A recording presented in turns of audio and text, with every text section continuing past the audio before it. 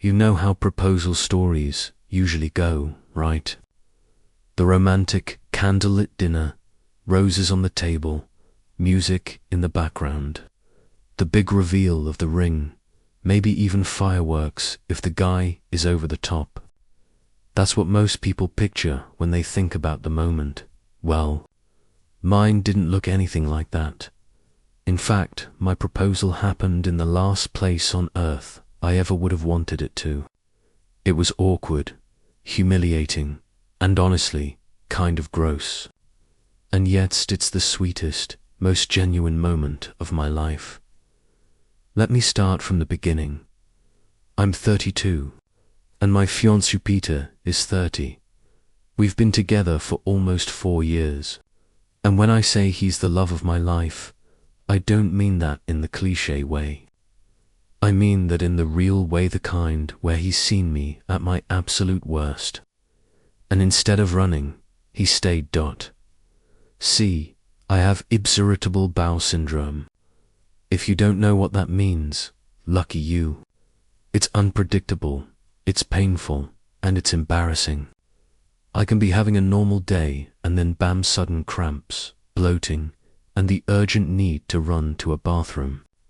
It has ruined dates, road trips, and more than one social event. And honestly, it used to make me believe I'd never find someone who would stick with me long term. I dated before Peter, of course. And without naming names, let's just say most guys didn't handle it well. They'd get awkward, grossed out, or worse, they'd joke about it. I started building this fear that no one would ever see me as wife material. If they also saw that part of me, then Peter came along. We met through a mutual friend at a game night, of all things. He was competitive, but not in a mean way. Funny, but not the loudest guy in the room. I noticed he paid attention when people talked. And when I excused myself multiple times during the night, because yes, IBS was acting up, he didn't make a face or a joke. He just asked later, quietly, "Hey, are you okay?" That was it. No judgment, no disgust, just concern. It sounds small, but for me, that moment was huge. Over the years, Peter has shown me in countless little ways that my IBS doesn't scare him off. He's waited for me outside bathrooms on road trips. He's bought heating pads and ginger tea without me asking. He's never once made me feel less attractive because of it. And if you live with something like this, you know that's love. That's real love.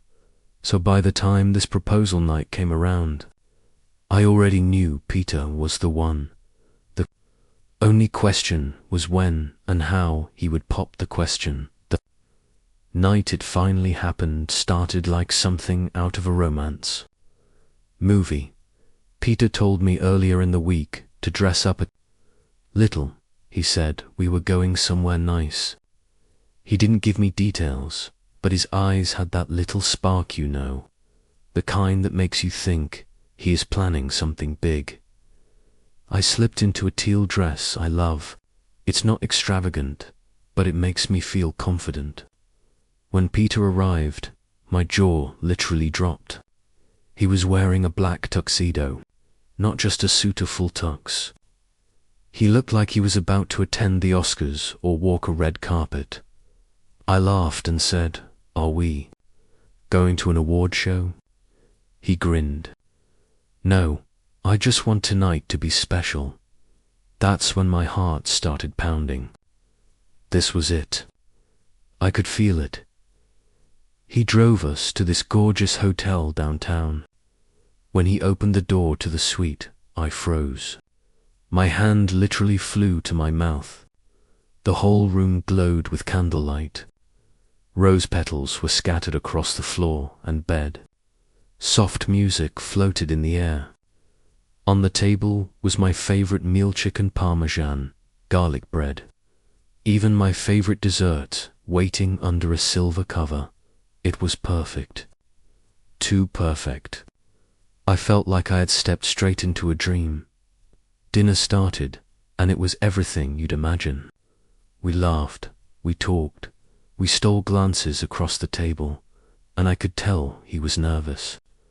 He kept fiddling with something in his pocket. I knew exactly what it was. This was supposed to be the night. And then, my body betrayed me. Halfway through the meal, my stomach clenched. Sharp cramps twisted inside me. If you've ever had IBS, you know the feeling, the oh-no-not-now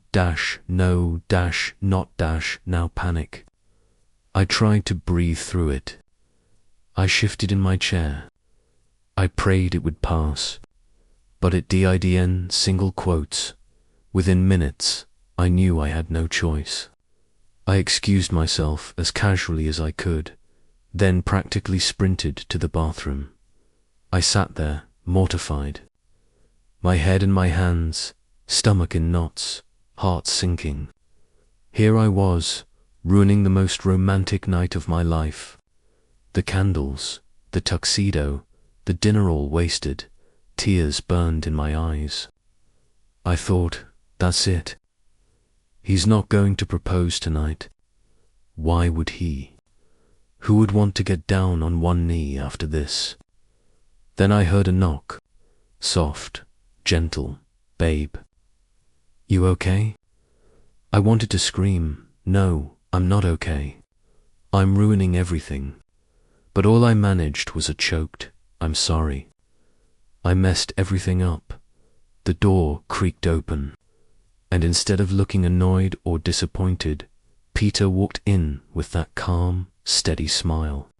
He sat down on the edge of the tub, took my hand, and said, "You didn't ruin anything.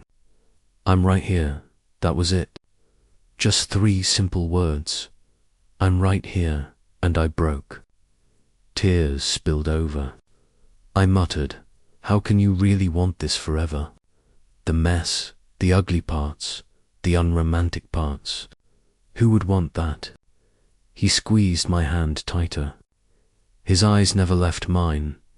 And then, in this moment of vulnerability, I whispered the words that changed everything. "I know you'll take care of Min, sickness and in health." I believe that. Peter froze. His smile grew. And then before I could process what was happening, he laughed softly, dropped to one knee on the bathroom floor, and pulled out a ring. "Then let me take care of you for the rest of our lives. Will you marry me?" For a second, I just stared at him. My brain short-circuited. My body was screaming embarrassment, but my heart was screaming joy, and joy won. I nodded furiously, tears streaming down my face, whispering yes over and over. He slipped the ring on my finger, and even in that ridiculous setting, the bathroom, the cramps, the absolute lack of romance, I felt like the luckiest woman alive. Looking back, I realized something. Love isn't about the Instagram-worthy moments. It's not about fancy dinners, perfect timing, or stunning backdrops. Those are nice, sure. But love, the real kind, is about who's there with you in the most unflattering, inconvenient, downright humiliating moments. Peter didn't wait for a better time. He didn't decide the bathroom was too weird or too gross. He heard me say I believed in him, and that was enough. So yes, my proposal story is awkward. It's weird. My friends even told me later it was creepy and embarrassing. But you know what? To me, it's beautiful. Because it's real, and that night, when Peter slipped that ring onto my finger, I thought, if he can propose to me here, at my lowest, then he'll never abandon me when life gets hard, and that's better than any fairy tale. After that unforgettable proposal night, I woke up the next morning with the ring still on my finger and a storm of emotions swirling inside me. I was glowing with happiness, yet I couldn't shake off a knot of worry. Happiness, because finally I had someone who loved me enough to look past the worst, most embarrassing parts of me. Worry, because sooner or later, I'd have to tell people how Peter proposed. And deep down, I knew not everyone would find it as romantic as I did. That morning, Peter and I were still at the hotel. The roses were wilting a little, the candles had melted down, but the room still smelled of last night's sweetness. He kept smiling at me like he was in on some inside joke, and I kept staring at the ring like I wasn't sure this was real. But I was also thinking, how the hell am I going to tell this story? Do I leave out the bathroom part? Do I spin it differently? Peter looked over at me, catching my expression. You're worried people are gonna laugh, aren't you? I sighed. They're gonna think it's gross. Who gets proposed to in a bathroom? They'll think I'm weird and you're, I don't know, crazy. He reached for my hand. Let them think whatever. I didn't propose to them. I proposed to you. And that moment, that was us. Real. His words warmed me, but the knot in my stomach didn't disappear that afternoon. I had lunch plans with my 3 best friends from college, Kate, Bailey, and Emma. We've been through everything together. These were the people I was dying to share the news with, but also terrified to tell the whole truth. As soon as we sat down, before we even ordered, I held out my hand with the ring. Guys, look. They screamed in unison, like some kind of girl band reunion. Oh my God, finally. Congratulations. Tell us everything. How did he do it? Where was it? I laughed nervously, my heart racing. Well, there were candles, roses, music, all of it, but they leaned in closer. But I swallowed hard. He proposed to me in the bathroom. Silence. A beat, and then the 3 of them burst into uncontrollable laughter, practically falling out of their chairs. One clutched her stomach, gasping for air. In the bathroom. Another one mimicked kneeling down by the table. Sweetheart, will you marry me? While you're doing your business. They laughed so hard, people at other tables turned to look. My face was burning. Okay, stop, I said, half angry, half embarrassed. It wasn't like that. It was a really tender moment. You don't get it. Kate finally wiped her tears from laughing and said, okay, fine. Jokes aside. It's weird, yeah. But honestly, it's kind of sweet too. He saw you at your lowest, and he still chose that moment to say forever. That's real love. Bailey nodded. She's right. It's not the fairy tale story you see in movies, but, in a way, it's even better. It's raw. It's real. And if you're happy, that's all that matters. Hearing them say that made me breathe easier. Even though they laughed, I knew they understood. But telling my parents, that was a whole different battlefield. That evening, Peter and I went over for dinner.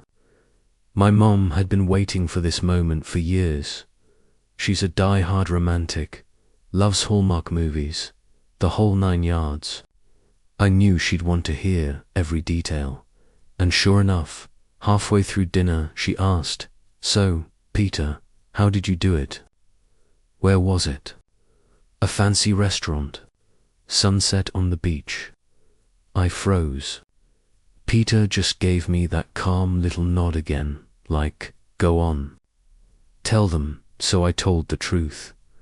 When I finished, my mum's jaw was on the floor. My dad put his fork down. In the bathroom, he said slowly. I rushed to explain. It wasn't gross. I was having a bad IBS. I was apologizing, telling him I knew he'd take care of me in sickness and in health. and right then, he knelt down. It wasn't glamorous, but it was honest. Mum shook her head in dismay. Sweetheart, that's not how proposals are supposed to go. Years from now, when you tell this story, people are going to laugh at you. Her words stung. They hit exactly where I was most insecure. But then my dad spoke. He was quiet for a moment, then looked at Peter. Son, are you sure about this? My daughter has health issues. Life with her won't always be easy. But if you proposed in that moment, that tells me you've seen the hard part and you're still all in. If that's true, then you have my respect. Peter didn't even blink.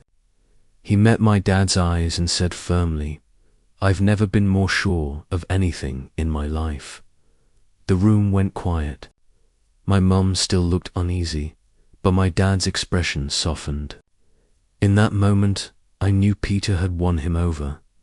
As the days went on, I told more people, co-workers, neighbors, even my sister. The reactions were all over the map. Some laughed so hard they nearly fell out of their chairs. Some wrinkled their noses and said, "Oh, gross." Others smiled warmly and said, "Now that's true love." Each reaction was like a mirror showing me my own insecurities. Every laugh made me cringe. Every raised eyebrow made me doubt myself. But each time I told the story, I also grew stronger. Because at the end of the day, it didn't matter what anyone else thought. What mattered was that Peter chose me in my most unglamorous, vulnerable state, and he still wanted forever. One night, a few days later, Peter and I sat on the balcony of our apartment. The street lights glowed below us. The evening air was soft. I leaned against his shoulder and whispered, "Do you regret it? Proposing like that?" He chuckled. "Not at all. Honestly, I'm proud of it. Because it was us. Not staged, not fake, just us. And one day, when we tell our kids, they'll laugh and they'll see what real love looks like." I didn't say anything. I just held him tighter, realizing the knot of shame in my chest had finally started to unravel. Because in the end, love isn't about perfection. Love is about standing beside each other in the messy, unfiltered, human moments. Even in a bathroom, on the worst day, during the worst flare-up, if someone looks at you and still says, "I choose you." That's what matters. You ever have one of those moments where you think you've got the best story in the world? Something that you just know will make people laugh and cry and go, "Wow, that's true love right there." But then, when you finally tell it, the people you trust most look at you like you've completely lost your mind. That's exactly what happened to me. The night Peter proposed had been nothing short of magical in my eyes. The roses, the flickering candles, the soft music in the background, him standing there in a tuxedo, was like a dream. Sure, it had its messy twist with my IBS acting up in the middle of dinner, but honestly, that's what made it special. It wasn't staged, it wasn't perfect. It was real, and to me, it was perfect because it was real. So naturally, the next day, I wanted to tell someone. Not just anyone. I wanted to tell my girls. My two best friends, the women I'd shared secrets, heartbreaks, and late-night Taco Bell runs with. Kate, my best friend since 9th grade, practically my other half. And Bailey, who I met later but had grown close to over the years. If anyone was going to squeal, cry, or open a bottle of champagne over my engagement, it would be them. I could already picture their reactions. Kate would scream, maybe jump up and down. Bailey would probably tease me about the bathroom part, but then gush over how romantic Peter was. I was ready for hugs, happy tears, maybe a FaceTime call that would last hours while we planned the wedding in our heads. But reality was different. We sat down at Kate's place. I was practically glowing, the kind of glow you can't fake. The ring sparkled on my finger under the kitchen light, and I couldn't stop smiling. I launched right into the story. I told them about the dinner, the flowers, the music. Their faces lit up, and I thought, yes, here it comes. They're going to lose it. Then I got to the bathroom part. I told it honestly, because that's who I am. I laughed as I said, yeah, I was literally on the toilet when Peter got down on one knee. I expected them to laugh with me, maybe joke about how I'd never forget that night. Instead, silence. Kate's face twisted into something between confusion and disgust. She leaned back, crossed her arms, and said, "That's weird. Honestly, it's kind of creepy. Like, who does that? Who proposes when their girlfriend is sitting on the toilet? That feels like an asshole move." Her words didn't just land, they hit like a punch to the gut. I blinked, taken aback. What? No, it wasn't like that. He was waiting the whole night.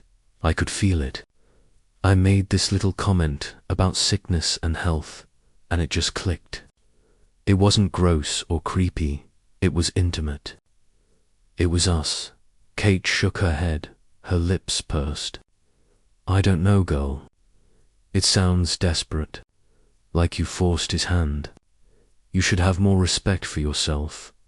And then Bailey chimed in. She wasn't as harsh, but her words still cut deep. "I mean, if you knew he was going to propose another time, maybe you should have just let him. Why accept it in that moment? Wouldn't it have been better if he did it when things were, romantic, not in a bathroom?" I stared at them, the excitement in my chest draining out like someone had pulled the plug. The room that had been full of light and warmth suddenly felt small, heavy, cold. Before that conversation, I had walked in thinking I had the sweetest proposal story of anyone I knew. After, I sat there questioning everything. Was I desperate? Did I ruin what could have been Peter's perfect proposal? Did I pressure him into doing it right then, in that moment, just because I made a joke? I laughed awkwardly, tried to defend myself, but their disapproval lingered in the air. And the thing about words from the people closest to you, they stick. Long after the conversation ends, long after you go home, they echo in your head. That night, lying in bed with Peter asleep beside me, I replayed the scene over and over. Not the proposal, no. That memory was still golden in my heart, but Kate's voice. "You should have more respect for yourself." Bailey's voice. "Why not wait for another time?" For a moment, doubt crept in. I stared at the ring on my finger and thought, is this really as beautiful as I believe, or am I just fooling myself? But then I remembered Peter's face. The way his eyes softened when I made that sickness and health joke. The way his hands shook slightly when he pulled the ring out. The relief in his smile when I said yes, even in that messy moment. There was no hesitation in him, no second. He chose that moment. He wanted me, not the flowers, not the perfect setup, not the Instagram-worthy proposal. Just me, even in the least glamorous place possible.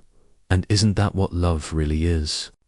Choosing each other in the messy, unplanned, sometimes downright awkward parts of life. Still, I couldn't shake the sting of Kate and Bailey's reactions. And that made me nervous, because the next people I had to tell were our parents. My mum, especially.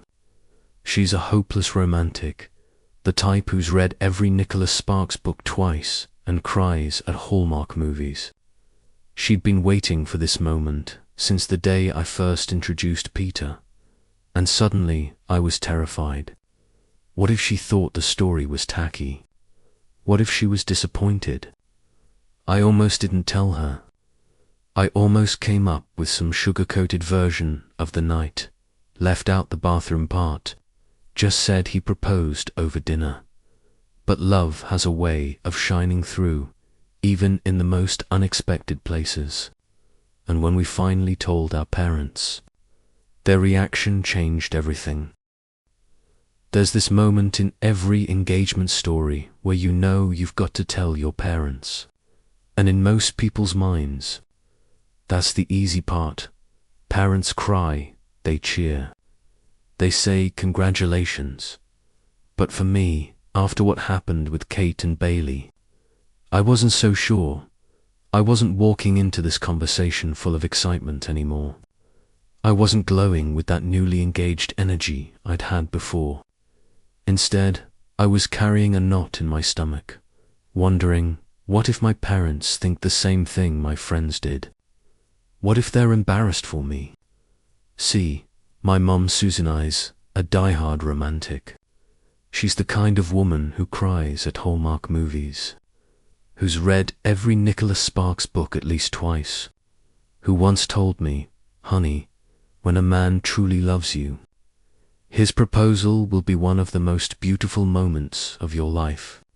It should be unforgettable, and that was exactly what I was afraid of. Because unforgettable, yeah, mine was unforgettable all right. Just not in the way most people would picture. Peter could see my nerves. Right before the call, he squeezed my hand and asked softly, "You're worried, aren't you?" I nodded. What if Mum's disappointed? He just smiled, calm as ever. If she really understands us, she won't be. So we made the call. A few seconds later, my parents popped up on the screen, Dad with his glasses and that warm, steady smile. Mum with her bright eyes lighting up the second she saw me. Sweetheart. Mum practically sang through the screen. Peter, hi darling. Hi Mum, hi Dad, I managed, trying to sound casual. Dad leaned closer. So what's the big news tonight? You both look suspiciously happy. I took a deep breath, my heart pounding. Well, we wanted you to be the first to know. Peter and I were engaged. For a split second, there was silence. And then Mum gasped, covering her mouth with her hands, tears already welling up. Oh my God, it finally happened. She clapped her hands like a little kid. This is the happiest day. Dad nodded slowly, his smile growing. I knew it. Relief washed over me. But before I could relax, Mum leaned forward, her eyes sparkling. Okay, tell me everything. Don't leave out a single detail. How did Peter ask? Were there flowers? Was there music? Did he get down on one knee? And just like that, the panic was back. This was the part I had been dreading. I glanced at Peter, who gave me that little nod that said, "Be honest." Tell it all, so I did. I told them everything. I described the candlelit dinner, the roses, the soft music, the tuxedo. Their smiles grew wider with each detail. Then came the bathroom part. I hesitated, but I told it anyway. I told them about my IBS, how I rushed into the bathroom mortified, how Peter came in to comfort me, how I joked about sickness and health, and how that was the exact moment he smiled, got down on one knee, and proposed. I stopped talking, bracing myself, and then my mum burst into tears. Not sad tears, happy ones. She clapped her hands and said, "Sweetheart, that is better than anything I could have imagined. Do you know how many women would kill for a man who sees them at their weakest and still chooses that moment to say, You are the one I want forever. That is love. That's the kind of love that lasts. I just stared at her, shocked. Dad nodded in agreement, his voice calm but firm. He showed you who he really is. He's not here for just the pretty parts. He's here for all of it, the hard, the messy, the uncomfortable. That's what marriage is. That's what family is. Tears welled up in my eyes. For the first time since Kate and Bailey's comments, I felt light again. And then, as if she couldn't hold it in, Mum said, "This is the story I'm going to tell everyone. It's unique, it's real, it's unforgettable. And listen when the time comes. I want to be your maid of honor. Please say yes." I laughed through my tears. "Of course, Mum. I already planned to ask you." Peter gave my hand another squeeze. His eyes said it all. "See? I told you." But it didn't stop there. The very next day, we called Peter's parents, Chuck and Linda. I was nervous again, but this time it was different. After the way my parents reacted, I felt braver, safer somehow. And sure enough, when we told them the story, Chuck Peter's dad just roared with laughter. He slapped his knee and said, "Son, that's one hell of a proposal. You've given us a story we'll tell for the rest of our lives. Thank you for that gift." Linda's reaction was softer but just as meaningful. She leaned toward the screen and said to me, "Sweetheart, I'm so happy for you. A man who loves you through your vulnerable moments. That's the kind of man you marry. That's what every mother prays her daughter finds." Peter turned to his dad and said, "Dad, I want you to be my best man." Chuck grinned from ear to ear. "Then I'll be the proudest, best man that ever lived." Later, we called Juliana Peter's younger sister. She barely got through the story before she started cracking up. "Only my brother," she said, wiping tears of laughter. "But, honestly, it's perfect. It's him. And if he chose that moment, it means he loves you completely, without needing some staged fairy tale. That's rare, and that's real." Sitting there, hearing those words, I realized something crystal clear. Friends can doubt you. They can even make you question yourself. But family, the ones who truly love you, they see past the surface. They see the truth, and the truth was simple. Our proposal wasn't embarrassing or desperate or weird. It was ours, and everyone who mattered most to us thought it was beautiful that night. I went to bed with tears in my eyes. Again, but this time, they weren't from doubt. They were from gratitude, for the first time since that night in the hotel. I finally believed it again. I had the sweetest proposal story of all. After we ended the video calls with both of our families, I lay in bed staring at the ceiling, wide awake. The glow of the laptop had faded, but my heart was still buzzing. My mum's face, lit up with tears of joy, replayed in my mind. She had always been such a hopeless romantic, and hearing her gush that my proposal was better than anything she'd ever dreamed of just made my chest ache with happiness. My dad, steady as always, simply said, "It just proves how much Peter loves you." Peter's parents had been just as warm. His dad even joked about us giving them the best story to tell at dinner parties. And then there was Peter's sister, who laughed in a way that reminded me exactly of their dad. Those moments filled me with gratitude. I knew I had chosen the right person to spend my life with, but even in that glow of happiness, a heaviness lingered. My thoughts went back to Kate and Bailey, my best friends, the people who had stood beside me through so many stages of life. Their harsh reactions to my story had stung more than I wanted to admit. I wasn't angry, but I couldn't shake the disappointment. I rolled over to look at Peter, who had already drifted off to sleep. His breathing was steady, his face peaceful, and I reached for his hand. It was warm, steady, grounding.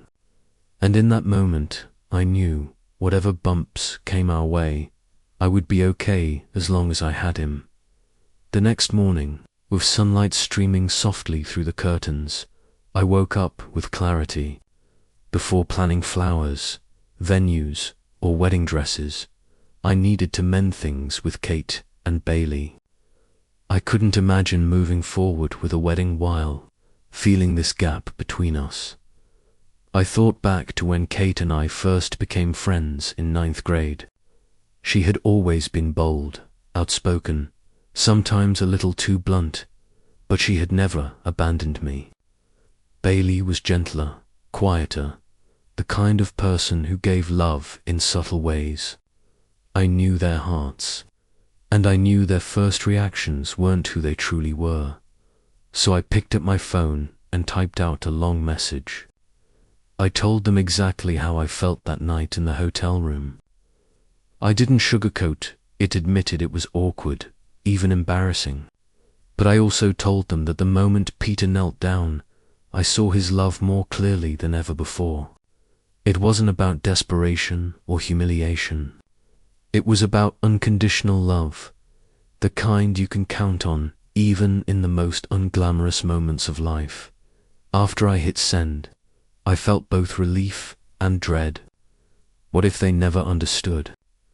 Hours passed before my phone buzzed. It was Kate. I'm sorry. Can we video chat tonight? That evening, the three of us sat in front of our screens.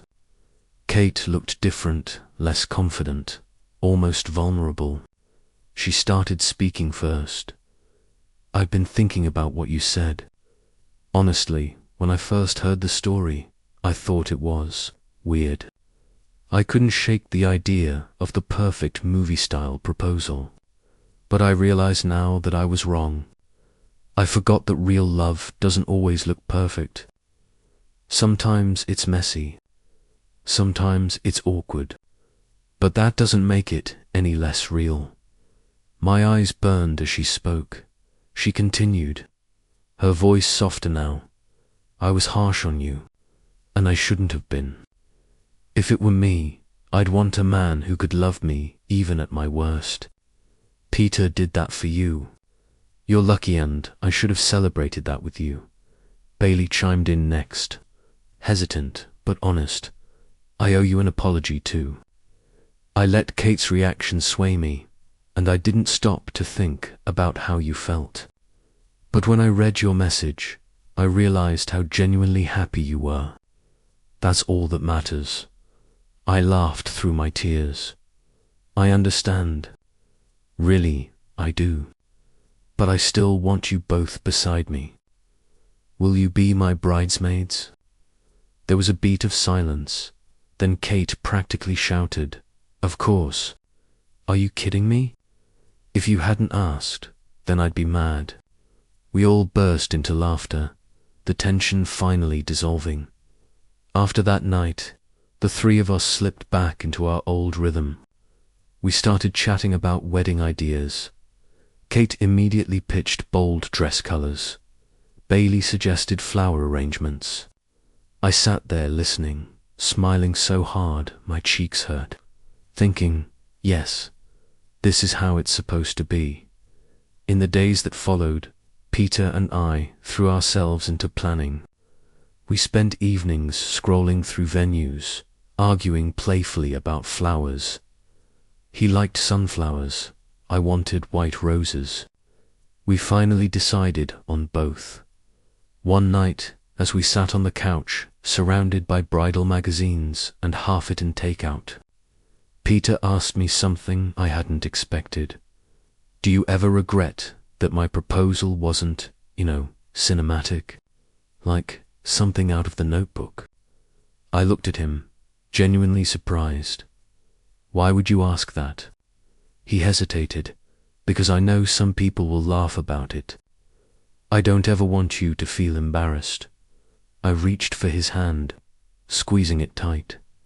Peter, I wouldn't trade that moment for anything.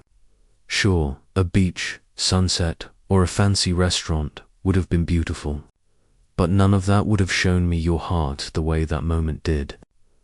You loved me through something awkward, something unglamorous. And that's the love I want for the rest of my life. His eyes softened, and he pulled me into his arms. Then that's exactly the love you'll always have. As I buried my face into his chest, I realized this wasn't just a promise for the wedding day. This was a vow for every messy, imperfect, real moment that would come after. And for the first time, I felt ready for forever. The weeks after our families found out about our engagement were a whirlwind. Every single night felt like it was consumed by wedding talk venues, guest lists, flowers, invitations. I had always thought I was the type of person who thrived on planning, someone who could handle details. But I quickly learned, wedding planning is an entirely different beast. At first, I thought it would be fun. I love lists, I love organization. But within days, the cracks started showing. Peter wanted a garden wedding outdoors, with sunlight and fresh air.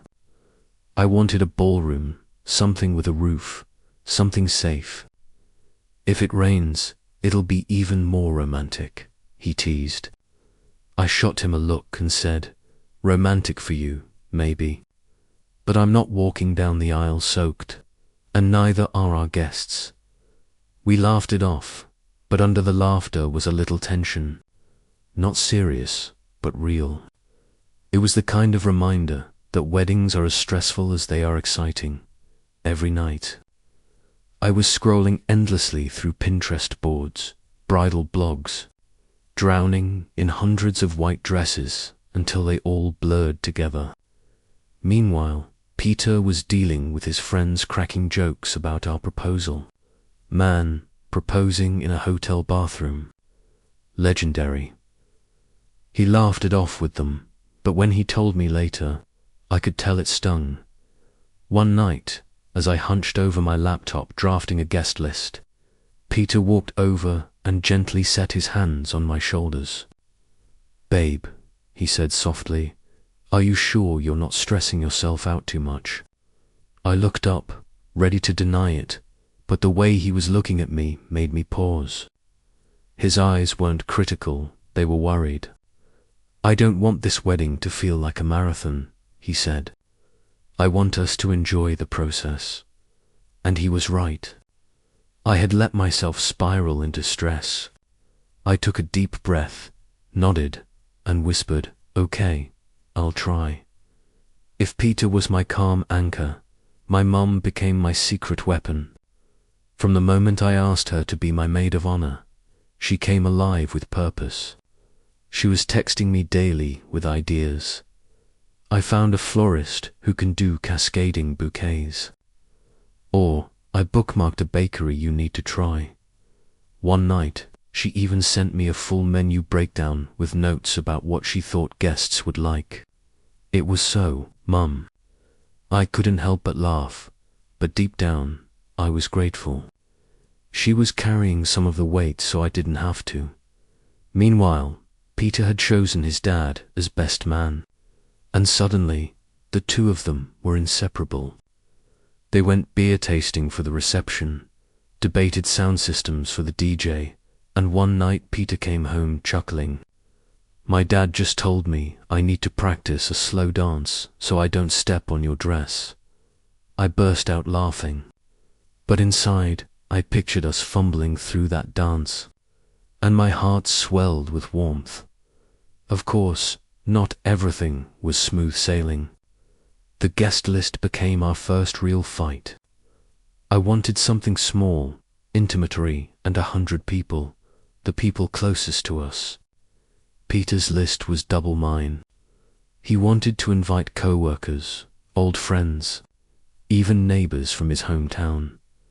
Peter, I said one night, my voice sharp, I don't want to look around on my wedding day and not recognize half the people there. And I don't want to leave out people who shaped my life, he shot back. It's not just your wedding, it's mine too. That night, we went to bed in silence. I turned away from him, tears burning in my eyes. I hated fighting with him, especially over something that felt so trivial, but I couldn't help it. This was our wedding. I wanted it to feel like us. The next morning, he pulled me close before I could slip out of bed. His voice was quiet. I'm sorry. Maybe I got carried away. We'll figure it out. As long as you're happy, that's what matters. I melted. No, the problem wasn't solved yet, but I knew we'd work through it. That was what mattered, his willingness to listen, to compromise. Kate and Bailey stepped back into the picture too, and they made the process lighter. Kate took me dress shopping for the first time. Standing in front of a giant mirror in a flowing white gown, my throat tightened. Kate's jaw dropped. You look... I don't even have words. Bailey added softly, you're glowing, for the first time. I actually saw myself as a bride. Another evening, the three of us sat in our favorite cafe. Kate suddenly grinned and said, you know what's funny? At first, I thought your proposal was the worst I'd ever heard. But now, I think it's my favorite, because it's so real. So I burst out laughing, realizing how true that was. The thing that once embarrassed me most had turned into something precious. The weeks kept flying by. There were still a million details to finalize: flowers, music, cakes, but I began to feel a calm I hadn't before. I realized the wedding didn't need to be perfect. It could rain. The cake could collapse. Someone could show up late. None of that would matter, as long as Peter and I stood there together, looking into each other's eyes, making our vows that night. As I curled into bed, I whispered into the dark, I think we're going to be okay. No matter what. Peter squeezed my hand. Yeah, he said softly. We'll be more than okay. And as I drifted off to sleep, I felt it deep in my bones. This wasn't just about planning a wedding. It was about learning to build a life together, messy, imperfect, but real. Asterisk. The weeks leading up to the wedding felt like a never-ending marathon. Every single day was packed with to-do lists, fittings, food tastings, meetings with photographers, negotiating with the band, calls with both families. It was like the closer we got to the big day, the faster everything spun out of control. Now, I'll admit something about myself. I can be a perfectionist. I want everything in order, down to the tiniest detail, the tablecloth colors, the flower arrangements, even how the lights would hit the dance floor. But perfectionism, as anyone who's ever been engaged knows, is a dangerous trap. The more I tried to control, the more I felt things slipping through my fingers. One night, while we were going over the guest list, I realized Peter's family had added 10 extra relatives, people I'd never even heard of before. I froze, then blurted out, 10 extra people. Do you know what that does to the seating chart? The catering, everything we already locked in. Peter looked guilty, then sighed. I know, I'm sorry. Dad just told me this morning.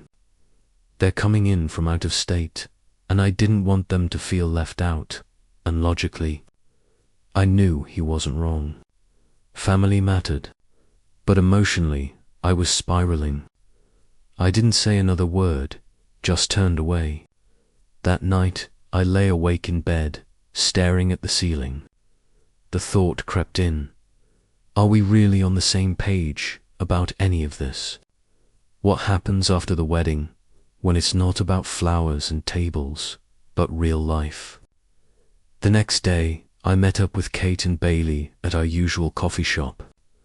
The moment I sat down, Kate gave me this look, the kind only a best friend since 9th grade can give, and said, "Okay, what's wrong?" Spill. I dropped my head onto the table. Everything feels like it's falling apart. I'm worried the wedding won't be perfect. And if it's not perfect, what if the whole thing feels like a mistake? Bailey reached across and squeezed my shoulder. Listen, a wedding isn't supposed to be perfect. It's supposed to be meaningful.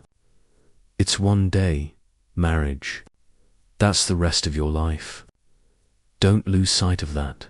Her words hit me like a glass of cold water to the face, refreshing, grounding. I'd been so wrapped up in fabric swatches and seating charts that I'd forgotten the whole point, the marriage itself. That evening, Peter suggested we take a walk at the park near our apartment. The trees were starting to shed golden leaves, and the crisp fall air was exactly what my head needed. As we strolled, he slipped his hand into mine.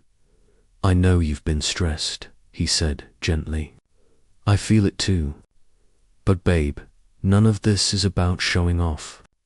It's about us. If the flowers wilt or the playlist skips, who cares? The only thing that matters is standing there together, saying our vows." I stopped walking and looked up at him.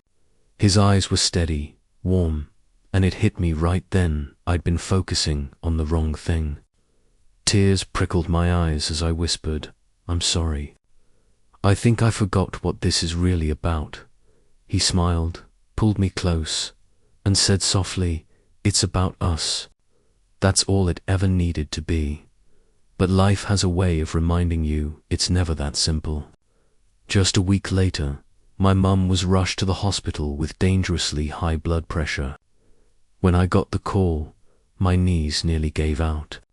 The wedding vanished from my mind instantly. All that mattered was Mum. I rushed to the hospital. Seeing her hooked up to machines, pale and weak, shattered me. She tried to smile, reaching for my hand. "Don't worry, sweetheart. I just let the wedding stress get to me, that's all."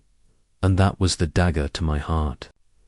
I'd been drowning in wedding anxiety, and so had she. My perfectionism had spread, like second-hand smoke, to the person I loved most. That night, sitting beside her hospital bed, I made a promise to myself. I won't let this wedding be about centerpieces and stress. I'll make it about love, about family, about what really matters. From that point on, things shifted. I stopped nitpicking every detail. Instead of obsessing over napkin colors, I focused on how we wanted people to feel welcomed, loved, part of our story. Peter noticed the change too, and honestly, he looked relieved. We started laughing again during planning sessions, treating them less like business meetings and more like little adventures. If something went wrong, instead of fighting, we sat down and figured it out together. One night, we were sprawled on the living room floor, papers and pens everywhere as we rearranged the seating chart yet again. Peter chuckled and said, "You know, years from now, when we look back, this is what we'll remember. Not the wedding day itself, but us, right here, on the floor, eating takeout and trying to figure out who sits next to Uncle Rob." I laughed too, and for the first time, I believed him. These messy, imperfect little moments, that was the real memory we were making. When Mum was finally discharged from the hospital, Peter and I drove her home. Before stepping inside, she grabbed my hand, her eyes soft but firm. "Honey, don't lose yourself in the details. A wedding is a day. A marriage is forever. The only thing I want is to see you happy." I broke down crying, hugging her tightly. Her words were more than advice, they were a blessing, the kind that stays with you for life. From then on, The countdown to the wedding felt different. Instead of dread, I felt calm. I found myself savoring the little things, cooking dinner with Peter, walking hand in hand in the evenings, laughing at silly songs on our playlist one night, sitting on our porch under a sky full of stars. Peter turned to me and said, "I don't know how the wedding will go. Something will probably go wrong. But I do know one thing: when I see you walking toward me that day, I'll be the luckiest guy alive." And I couldn't help it. I laughed through my tears. It wasn't poetic or dramatic, but it was real. And that's when I knew perfection had nothing to do with it. Love did. After the proposal, things didn't immediately fall into place. On the outside, it looked like we were living in a fairy tale to people deeply in love, moving forward with wedding plans, enjoying the glow of engagement. But beneath the surface, I found myself battling doubts I didn't expect. It all started when I noticed how differently my friends reacted, compared to our families. My parents adored the story. They said it was proof that Peter truly loved me, that he saw me at my most vulnerable and still chose me. His parents laughed, saying it was one of the best proposal stories they had ever heard. But Kate and Bailey's words echoed in the back of my mind. "It's weird. You should have let him ask another time. You deserve respect, even though." Kate later apologized, and Bailey followed along. I couldn't shake that tiny seed of insecurity. Late at night, lying next to Peter, I would replay the proposal in my head. I asked myself, did I ruin it? Did I pressure him into doing it right there, in that moment? Or was it truly fate, the universe reminding us that love is about embracing each other's flaws and imperfections? Peter, of course, never doubted for a second. He kept telling me that the proposal was perfect, that it reflected who we are as a couple: raw, honest, unpolished, but deeply real. He said, "If I can love you in that moment, then I can love you through anything." And every time he said that, a part of me relaxed. But weddings have a way of stirring things up. The moment we announced our engagement, suddenly everyone had opinions.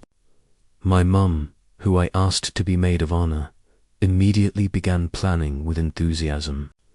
She called me daily with ideas about venues, flowers, colors, even honeymoon suggestions. It was sweet, but overwhelming. Meanwhile, Kate was trying hard to make up for her initial reaction. She would send me little texts: "So happy for you. Let me know if you need help." Yet there was still a lingering tension. Sometimes I felt she was forcing the positivity, as if she was trying to erase her mistake rather than truly celebrating with me. Bailey, on the other hand, kept a polite distance. She didn't say anything negative, but she didn't seem as invested either. The hardest part was navigating these dynamics without letting them overshadow what really mattered: Peter and me. There were moments when I wanted to scream, "This is my life, my love story. Why do I care so much about everyone else's approval?" But the truth is, I did care. I cared because friends and family shape how we experience milestones. Their words, whether we want them to or not, seep into our hearts. One night, after a particularly long call with my mum about guest lists, I broke down. Peter found me sitting on the couch, staring at my phone with tears in my eyes. I told him I felt like I was losing control of my own story, that people were twisting it into something embarrassing or strange, when to me it had been beautiful. He sat down next to me, took my hand, and said something I'll never forget. "It doesn't matter how anyone else sees it. What matters is how we lived it. The story isn't theirs to tell, it's ours." That moment grounded me. It reminded me that love isn't about perfect optics. It's about two people deciding to face the world together, no matter what the world thinks. Still, I knew this wouldn't be the last time I'd wrestle with doubt. The wedding was coming, and with it, more opinions, more judgments, more chances to second-guess myself. But deep down, I also knew something else. Peter was right. This wasn't anyone else's story. It was ours, and we were writing it together. Messy, funny, embarrassing, but also unforgettable. After that night when Peter told me, "This is our story, not anyone else's," I felt like a weight had been lifted. But honestly, the days that followed weren't as simple as I hoped. Engagement, as it turned out, wasn't just glowing rings and champagne toasts.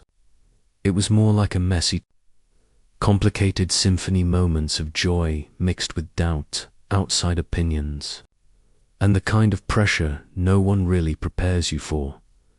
Every morning I woke up and the first thing I saw was the ring on my finger, catching the light through our window. It should have been nothing but happiness, but instead there was this nagging emptiness, this quiet fear. My mum was calling me constantly, sending me endless texts about dresses, color themes, and flower arrangements. Don't get me wrong, her excitement was heartwarming. She was over the moon, and I knew she just wanted the best for me. But at times, it felt like I wasn't planning my wedding. I was living out her dream wedding. Kate, after her apology, tried really hard to make things right. She sent me links to bridesmaid dresses, little thinking of you messages, and photos of bouquet ideas. It was sweet, but something about it felt fragile, like she was trying to patch over her mistake instead of just being genuinely happy for me. With Bailey, it was different. She kept her distance. She wasn't mean, she wasn't critical, but she also didn't seem invested, and that distance left a quiet ache inside me. Peter, on the other hand, was steady, always steady. When I started spiraling, he'd catch me with that look of his and say, "You're overthinking again, aren't you?" I'd nod, sometimes on the verge of tears, and ask him the question I couldn't shake. "Be honest, do you think the proposal was?" Weird, he'd take my hand, look straight into my eyes, and say, "That was the realest moment of my life. I wouldn't trade it for anything." And every time he said it, my chest loosened a little. But doubts don't disappear overnight.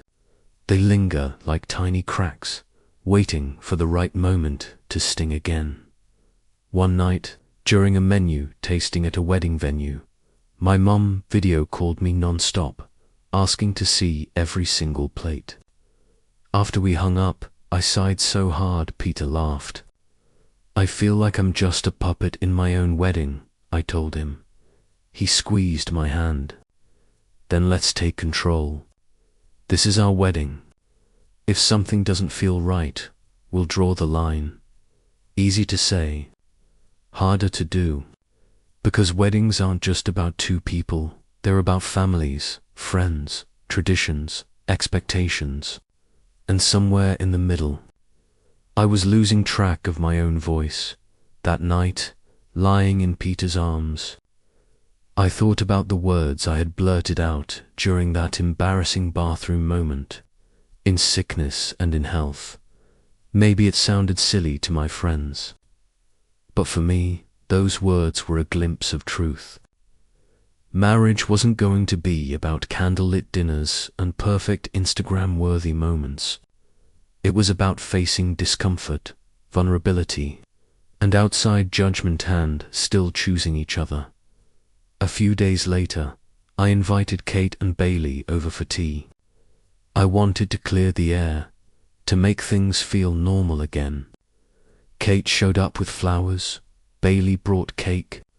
We sat there, sipping tea, talking about dresses and guest lists. But there was this silence hanging in the air, like we were all tiptoeing around the elephant in the room. Finally, I broke it. I looked them both in the eye and said, "I know you guys think Peter's proposal was weird, but to me, it was beautiful. It was ours. And I need you to respect that, Heaven, if it doesn't make sense to you." Kate bit her lip, nodded, eyes soft with guilt. Bailey just smiled faintly, not saying much. But weirdly, I felt lighter, because at least I wasn't hiding anymore. That night, I told Peter about it. He wrapped his arms around me and whispered, "I'm proud of you. You spoke your truth. That's what makes me love you." And lying there, listening to his heartbeat, I realized something. Love isn't about the picture-perfect fairy tale moments. It's about the raw, unfiltered ones. The times when you're scared, when you're vulnerable, when you're not sure how others will see you, but you choose each other anyway. Our marriage hadn't even started yet, but somehow I felt like we were already learning what it truly meant to love. I used to believe love was fragile, something that could shatter with one mistake or one flaw. For years, I lived in fear that my illness would define me, that it would drive people away, that no man would stay once he saw the reality of life with me. But I was wrong. Real love wasn't fragile at all. It was resilient, patient, and strong enough to heal wounds I didn't even know I carried. After Peter and I got engaged, life felt like a fresh start. Each morning, waking up beside him filled me with gratitude I couldn't put into words. He never looked at me as broken. He saw me my whole self and chose to love me. Of course, planning a wedding was chaos. There were fights about the guest list, last-minute venue issues, and moments I thought we should just elope. But through it all, Peter reminded me that none of it mattered compared to us, to our love, and to the life we were building. One night, about a month before the wedding, I broke down. I was exhausted, terrified my illness would ruin everything. Sitting on the bathroom floor, I whispered that maybe he deserved better. Peter just sat beside me, held me, and said, "Even if you walked down the aisle in pajamas, I'd still be the luckiest man alive." For the first time in my life, I believed someone loved me unconditionally. Our wedding wasn't perfect, the cake was late. A bridesmaid nearly fainted, but the moment I saw Peter waiting for me at the end of the aisle, none of it mattered. His vows, in sickness and in health, weren't just promises. They reflected the life we were already living. Marriage wasn't a fairy tale. We still had bad days, but now I had a partner who faced them with me, not against me. Peter never made me feel like a burden. He adjusted, supported, and even learned to laugh about the things that used to terrify me. Months later, during a flare-up at dinner with friends, old fears crept in. But then Peter squeezed my hand and whispered, "We've got this." Just 3 words, and I knew I wasn't alone anymore. Over time, the more secure I felt with him, the less power my illness had. It didn't disappear, but the fear did. For the first time in decades, I felt free. Love gave me something no doctor or medication ever could: peace. Looking back, I sometimes think about that hotel bathroom, the night I almost ran away. If Peter hadn't chosen me in my most vulnerable moment, I might have believed forever that I was unworthy of love. But he did, and because of that, I learned the most beautiful truth. Real love doesn't just survive imperfections, it thrives in them. So, if you're listening now, and you've ever felt broken or unlovable, hear me when I say this: you are not unlovable. The right person won't see your weakness as a burden, they'll see it as a chance to love you more. deeply. Peter taught me that love isn't about finding someone perfect. It's about finding someone who chooses you every single day, exactly as you are. And I can tell you, from where I stand now, that kind of love is worth waiting for. That kind of love changes everything.